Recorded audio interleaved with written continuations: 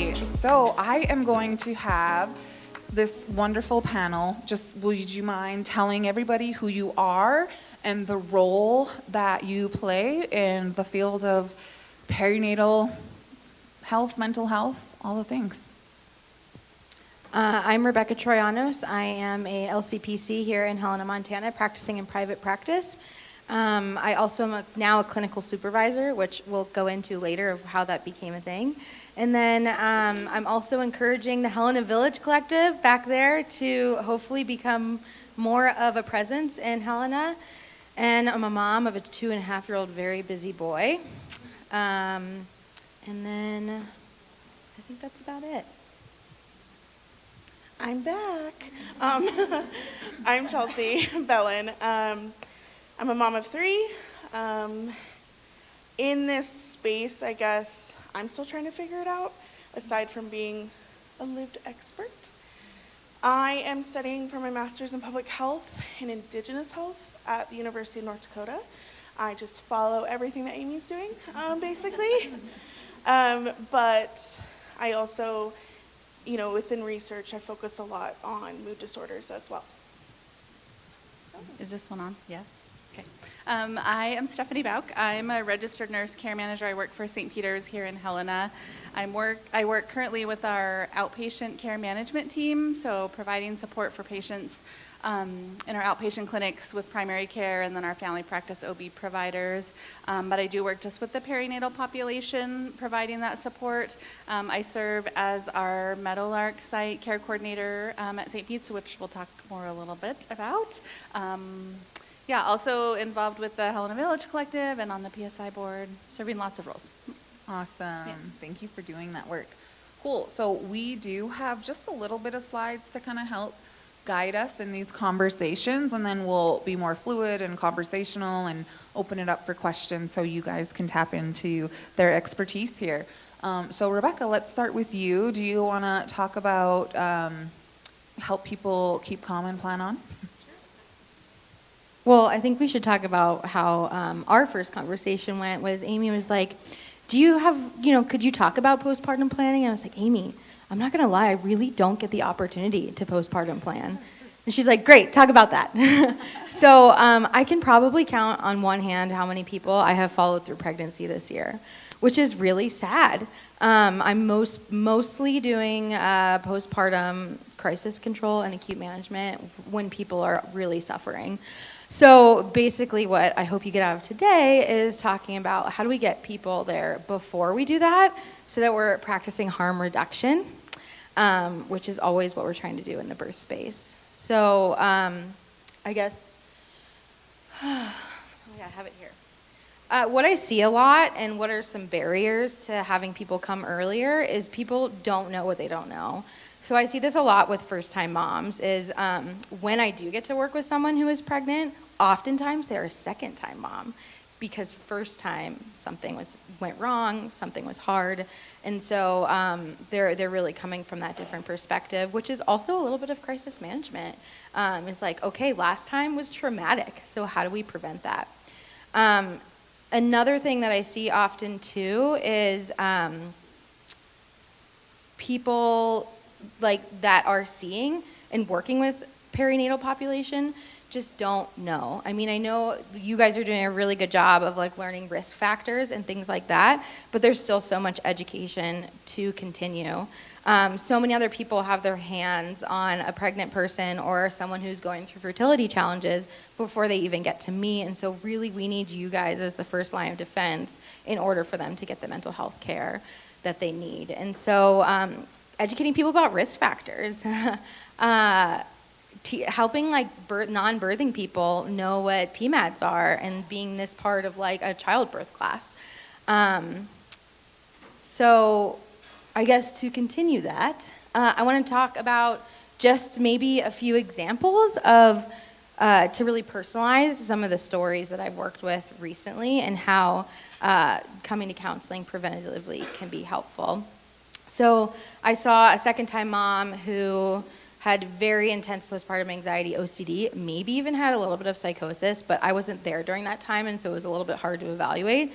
But it happened in the hospital right away, and so that is like what is so sad to me is that this like it just didn't get identified. It happened like during watching one of the videos they were sent home with, and then it triggered intrusive thoughts about like baby dying and things like that. And so she went several months having all of these intrusive thoughts, not being herself, not being able to sleep, and telling her family members like, oh my gosh, I'm not okay. And people just being like, well, that's normal in postpartum. Like, you're just not okay for a while. You're tired and a little bit crazy. And it's like, no, there's a difference between that and a PMAD.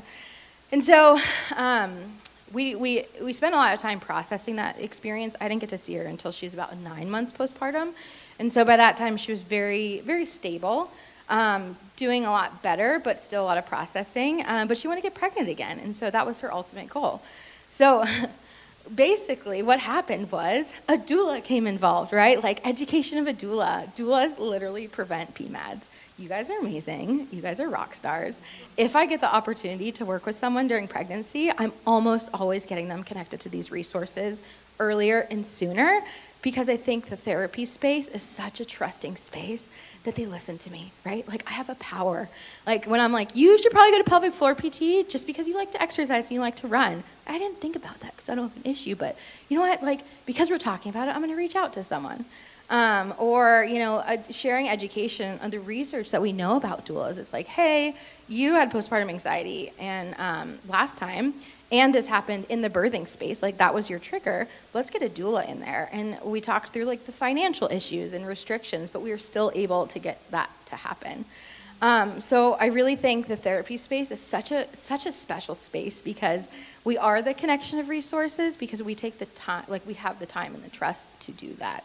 And so, again, preventatively. And I think later, maybe if we want to, I can go into some of what these conversations might look like.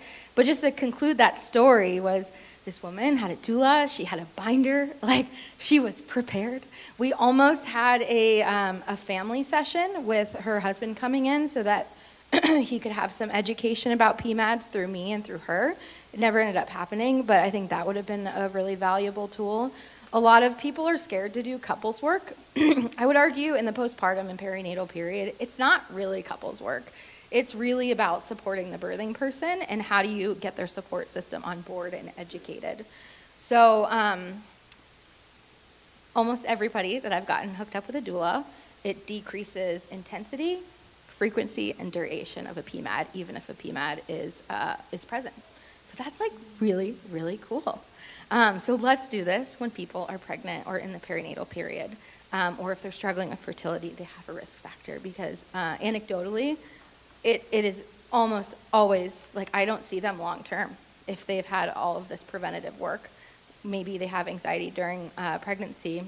When they're postpartum, we already talked about these things. They know what to look for, and so anxiety is just better managed. Like, oh, I had my first intrusive thought. Let's talk about that. Oh, you know what that is. It's not scary. It didn't make you as anxious if you didn't know what it was. And so preventative, let's do it. And I think in Montana, preventatively, we can do that by increasing time with providers. I know that's impossible. But like if you can spend a couple extra minutes with your client just to like look at them in the eyes and say, hey, like, how are you doing? We talk about baby and how baby's developing, but how are you doing?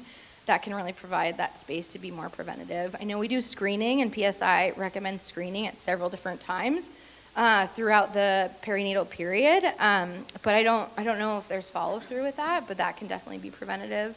Telehealth is a great option for rural communities. Every mom that I've worked with utilizes telehealth at some point. And so I think there's so many things that we can do and continue to do to get moms in there sooner.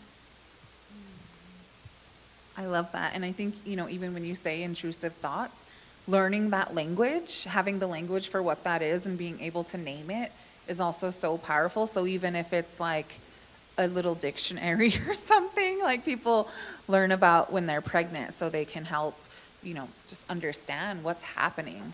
Thank you. Thank you, Rebecca.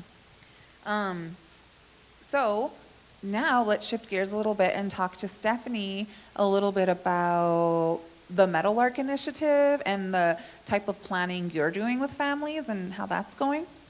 Yeah, so I will just share a bit of background about the Meadowlark Initiative. I feel like most people that are here probably are familiar, but in case some of you aren't. So the Meadowlark Initiative is a grant-funded program that is currently in most of our birthing hospitals across the state, but it's funded by the Montana Healthcare Foundation. And kind of the goal of the Meadowlark Initiative is to integrate prenatal care with mental health services. So just to provide kind of that more holistic care for patients. And we do that in a couple of different ways, one of them being kind of that standardized screening at routine intervals during pregnancy and then postpartum. And then the other big piece is the care coordination piece, so that's kind of my role.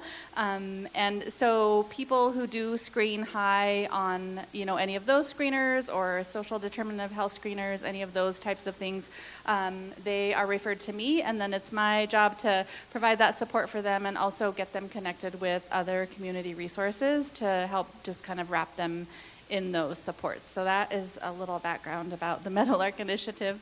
And so I would say there's kind of two focus groups that we work with through Meadowlark, and those would be patients who suffer from mental health disorders and or substance use disorders, kind of a big focus on those populations. So that's kind of where this type of postpartum planning comes in. So through Meadowlark, we have this tool that's called the Family Plan of Safe Care.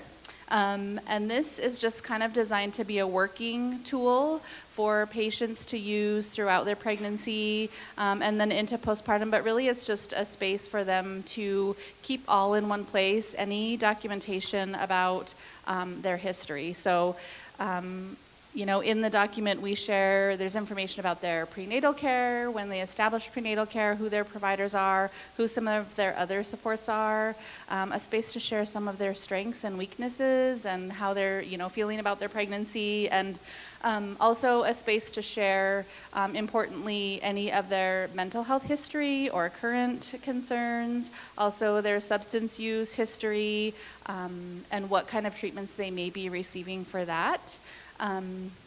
In the past and then also currently. What else is on there? There's a lot. There's a space to share like physical resources and things that they may have or may need for when baby does come. Other resources that they have, SNAP, WIC, any of those social determinant of health resources again. And then there's also a space in there to share about any history or previous involvement with CPS. So that's another kind of hallmark of the Meadowlark Initiative, is that close collaboration with CPS and really with the goal of wrapping supports around families and giving them the skills to be healthy and successful as a family rather than, looking to removal of children from the home, which isn't always possible. But if we can, identify and put those things in place for families, then hopefully they are able to be stronger and be together. And a lot of times too, so patients with history of mental health disorders or substance use disorders are, by nature of that, I think more likely to have CPS involvement, and also maybe they have a previous history with CPS involvement in their care, and that alone creates a lot of trauma for those families. So just the anticipation of having this new baby and what that CPS involvement is maybe going to look like.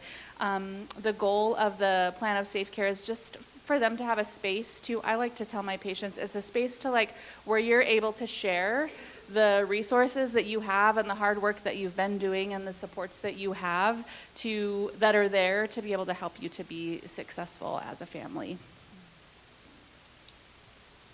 And so you mentioned you work closely with CPS, right? How is that, this is what they're using too, or can you talk about that? Yeah. So the patients that I have used this tool with, I have used it in collaboration with CPS. I have a lot of my patients that I work with do have CPS involvement, and we're actually able to collaborate very closely. So I kind of feel a lot of times like I am the advocate for my patients and CPS, and just yeah, just really, helping put this tool together for them just to be able to share, the supports and things that they have been working on. But I attend actually a lot of meetings at CPS with my patients, just being there for them, being that support, being that advocate, and helping to share some of those things. And then also CPS does refer patients to me as well. So when they identify a family or a mom who may be struggling with substance use disorder during pregnancy or after, they'll refer to me again to help coordinate with that patient and get them connected to the resources that they need. Awesome. Thank you, Stephanie.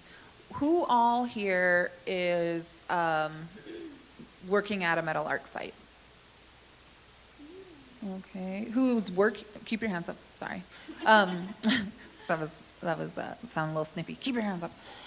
Who all is coordinating with a Metal Arc site? Yeah, you guys are. Kelsey. Just kidding. You're working with the sites. Who all has heard of Metal Arc? All right, cool.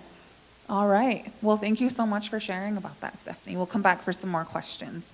I also wanted to add these resources because, like Divine Magic, I had just heard on a call, might have been this week, honestly, the way my life goes. No, it was last week because I didn't do that much on Monday. Anyways, this is from, well, not related to the conference. I was doing stuff.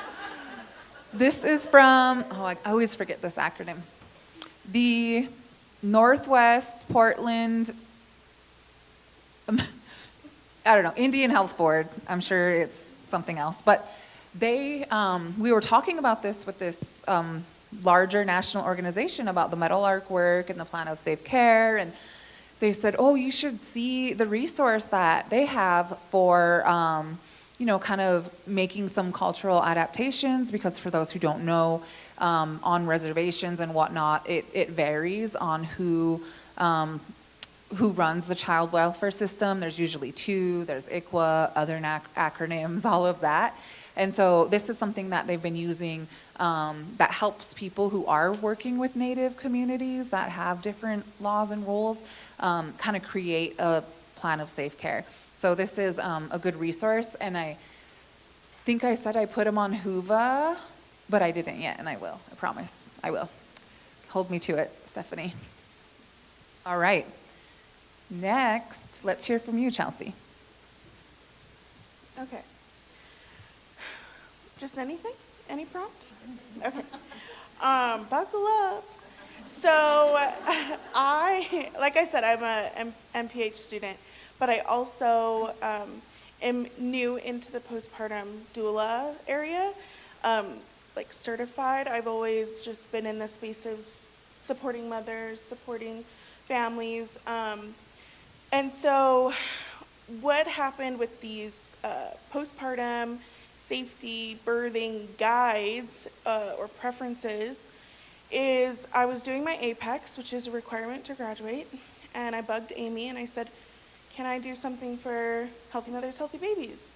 Can you be my preceptor? Can we work on whatever it is you guys want to do? And about the same time we were thinking of what this could be, I was supporting an Indigenous mom, and she was getting ready to go to the hospital and birth, and the nurse gave her a birthing/postpartum plan. And, I think she just got it off the internet, which there's tons out there. And as we were going through it, talking about it, I was really honing in on the postpartum aspect of things, because that was what I was going to support mainly. And we really were noticing that there was no way of integrating some of those cultural aspects. She needed to keep her placenta. She, needed to make sure that the belly button was kept intact, or that she was aware of what was happening with her baby. She knew that she was going to have like 15 people there, right?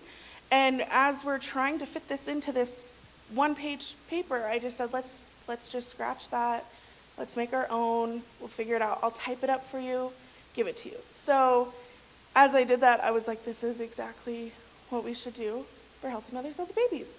And then at the same time, a Meadowlark site reached out to Amy and said, we would like some Indigenous birthing postpartum plans. So that's how this whole thing came about. And the process in which getting feedback was important because I had a birthing plan. I've also had a safety plan. And in both of those, I was able to capture cultural things, but that's just my tribe's teachings. That's from my community. And everybody's different, right? Every tribe is different. And so we gathered some experts in our area, Jules being one of them, Dr. Charlene Ramirez, Drew Babcock, because we wanted a father's perspective as well. And then, who else was involved? Did I forget anybody? The Native American Maternal Health Community Advisory Board was also involved at a later part of the process. But basically what I did was I went from a very simple foundation of maybe what I used, what I focused on, and then brought in other community members and got their feedback. And through the whole process, I was learning so much too. I really did feel like a student because hearing from Charlene, hearing from Amy, it was learning about the hospital policies or barriers that providers face too to make these cultural accommodations and preferences happening was really big for me because I think sometimes I can my own trauma can kind of cloud my judgment and be a little angry at those bigger systems at play. And so having an Indigenous doctor of nursing say, this is what we're trying to do, this is what we've been successful at, and we're still working on this, made me go, okay, there's progress happening, there's change happening. Let's not freak out on the system. Don't burn the institution down. So we created several different guides. There was a simple what to put in a diaper bag or a hospital bag, right? There was a father or partner guide. What can they do to take the weight off of their birthing person's experience or their to-do list? There was ways to advocate as a partner. There was the postpartum birth plan, and really what the meaningful and most impactful part of it for me was taking it to this community advisory board where there was 15 experts across a wide professions, lived experience, tribal affiliation, representation, and getting their feedback. And I will say the one thing that we didn't focus on and we are going to go back and do is a guide around loss. That was something we didn't dive into. And we kind of focused on, the happy parts of it all. So that is something that we're going to do. And Jules has done some art for the guides, and she's going to continue to kind of wrap up those guides, but I feel like I've talked long enough. It was a big project, but that's kind of where things are at. Yeah, and we have them up. I have them up. I added cute little feathers that's literally just from Canva, you guys. That's not Jules. They'd look way cooler if it was Jules. But yeah, just to kind of show when we say like adding cultural strengths or where things were missing, and here's the safety plan, and thinking of like cultural activities, knowing that culture is a strength, like where can we incorporate this, and being a tool for the birthing person to be like, I never thought about that, let me ask my auntie. But also being a tangible way for providers to say, oh, what about this? What about, I read on here, it says placenta. Are you going to keep that? And you don't have to know why. You just have to know it's in the guide and to ask it. So just kind of giving people tools who are non-native too on how to start these conversations. So, cool. Well, oh wait, this is more stuff through here. This is just the partner husband aspect of the guide you created in Indigenous culture. Yeah. So for the guides that we collectively created, there's one that focuses on the partner or the husband, boyfriend, whatever. And the way that we created it was it's meant to be filled out in conjunction or at the same time with the birthing person. And there's a lot of what this person can remember to do to support, maybe on the way to the hospital or things are starting to happen. So kind of like a checklist of, did you think about these things? And then here's, their needs specific to the experience of birth. And then how that is also pulling in information from their birthing person's birth plan as well. So if the birth plan says, I want delayed cord cutting and I want my partner to do that, then their form will also say that non-birthing person's form will talk about that as well. And so not that they have to necessarily match up, but that when a provider is looking at both, you see that unison, you see that they're kind of on the same page. And to give space to the non-birthing person, at the top of the guides, it talks about the empowerment for them and the inclusion of them and why they also need to feel important through this process, and how that same level of care and consideration for providers to them will help their experience, postpartum. Because a lot of things that aren't talked about is the depression that men or other non-birthing people experience as well. So we tried to tie it in. It feels like a multi-plan in one, but having an Indigenous male partner on this committee that helped support it was a really great learning opportunity for all of us, I felt. Awesome. Thank you. Any other questions or comments? I don't want to hog all the questions, but I will if I have. Oh, yes, we have a question in the back. Or she was stretching, but we're making her ask anyway. Just kidding. Just making fun of myself because I put my arm up so fast. So I work with some birth planning with clients and individuals and with childbirth education, but I find a lot of the people I interact with, or the people that come to our classes, the people that really want to do this work of planning, are really in their head space and brain space. And so I am wondering, some of you, if you have, what suggestions you have you can't birth a baby with your brain, and you can't live in your brain space in the postpartum period either. I think that's a really hard space to live in.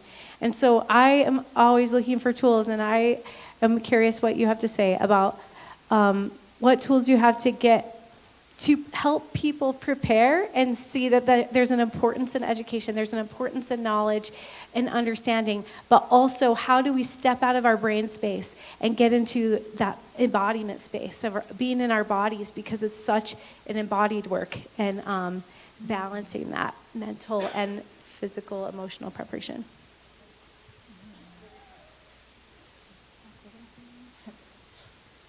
I really like the phrase "out of my head and into my body."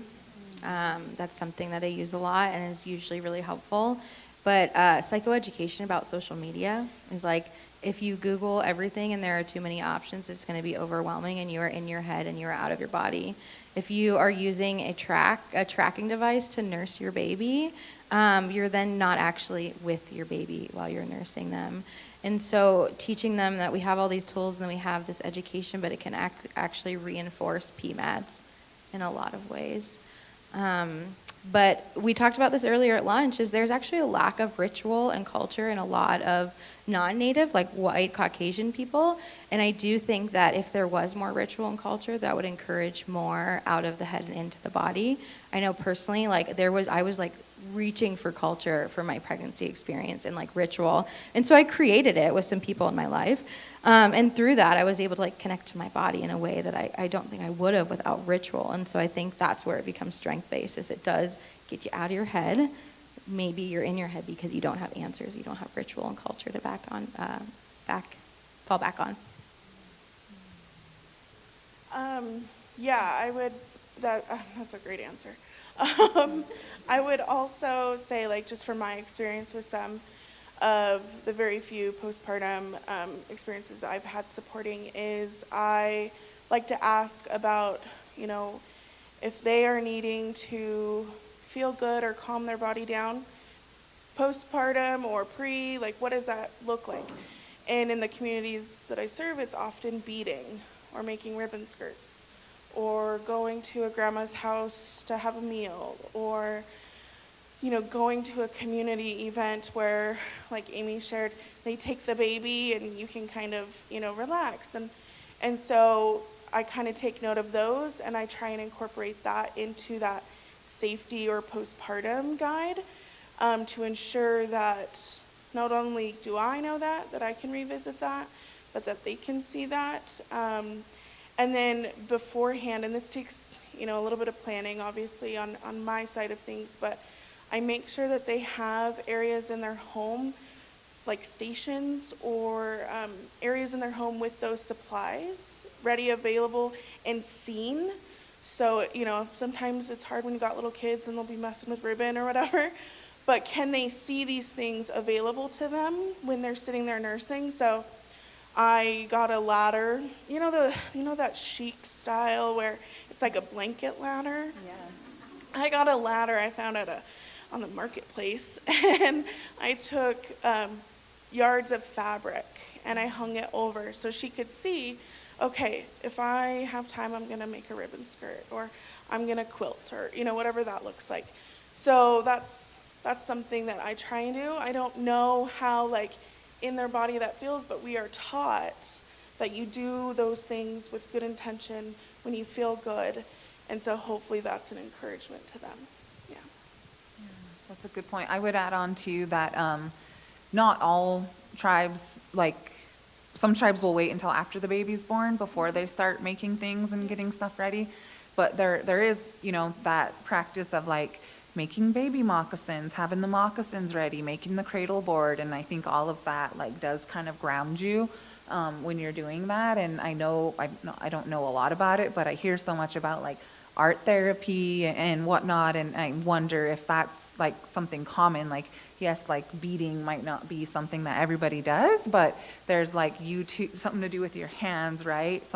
There's YouTube videos on how to make earrings. My daughters know how to make those little keychains with I don't know what it's called.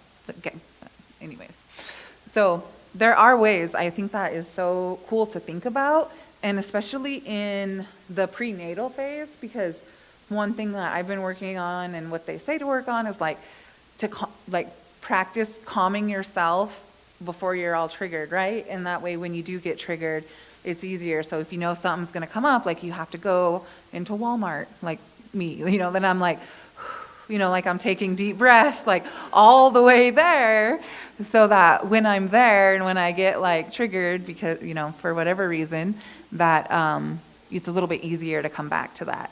So I think that's really awesome. Okay. Any other great questions from the audience?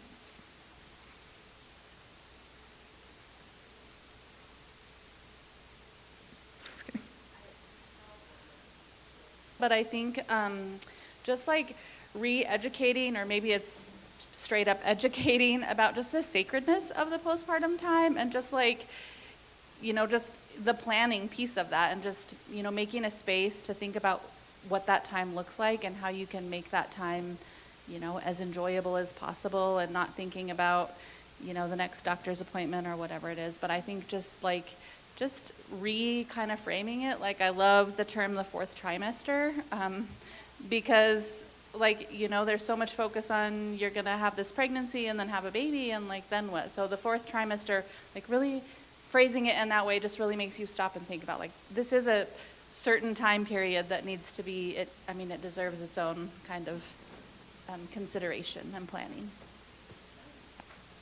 Love that. I think we could also do better or think about ways of helping people think about what kind of boundaries they're going to set, segueing into our final presentation. I just saw Dr. Lakshman walk in. So, really, how can we keep that space protected?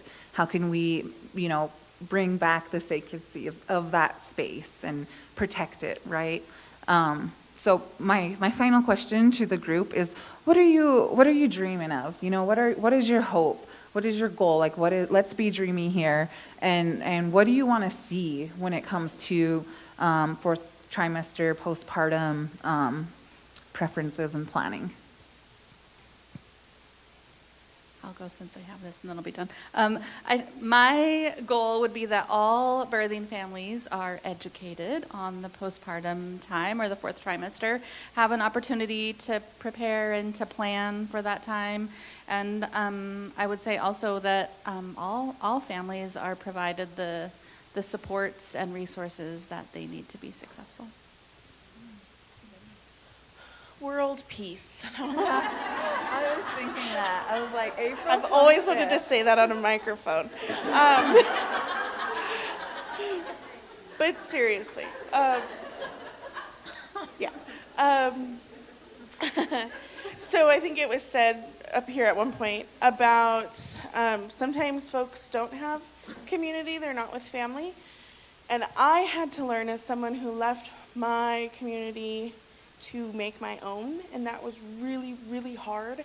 And so I would envision cultivating a supportive community, an interactive community, folks that step up, whether you ask or not, and really kind of just engulf the family, the birthing person, baby, anybody and everybody that is in this fourth trimester with outward expressions of love, support, and just really allowing, whether it's a first-time parent or a seventh, are they going into this new stage of life with this new life, with a beautiful community that gets to then watch that child grow. So that's what I would hope for. Yeah, my dreamy space is just like yours, free community spaces. We don't have many community spaces where families, or specifically postpartum families, can gather, and having access to resources, which is I wish every mom could get a massage in their home after they have a baby and it was paid for, right? I wish every mom could have acupuncture and chiropractor come into their home and it was paid for. So that's my dream. So we got some work to do. Hold on. Wait. I lied. I have one more question or prompt. Can you talk a little bit, talking about dreaming, right? There's this new, or at least new to me, happenings in Helena with this. You both mentioned the village. Can you guys, can one of you talk about that and kind of what that is and what you hope to create, and maybe give some ideas of how to create that in their own community?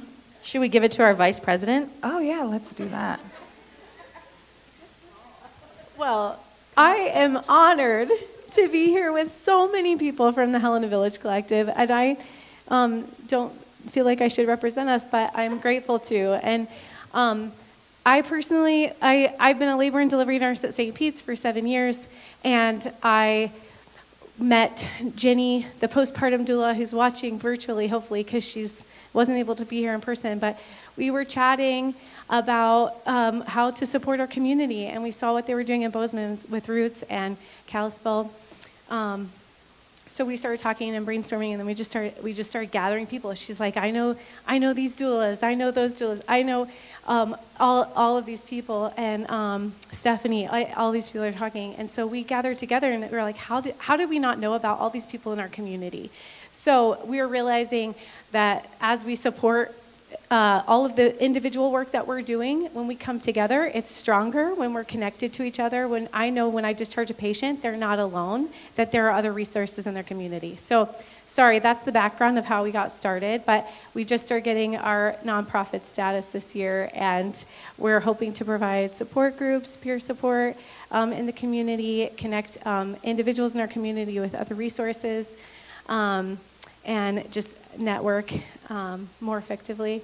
I did not plan on talking about this, so I didn't have anything planned in my brain, so that was my non-elevator speech, but I'd love to chat with anyone in Helena afterwards if you're more interested about it. So. Oh, thank you. I think it's just a great example of, like you said, Chelsea, like cultivating that community, and so being able to come together and have a place too where families can go and have these resources. Oh, families can go and have these resources. Okay, I don't have any more questions. I know we're a little bit early. Is there anything that I need to address or we need to do before the break?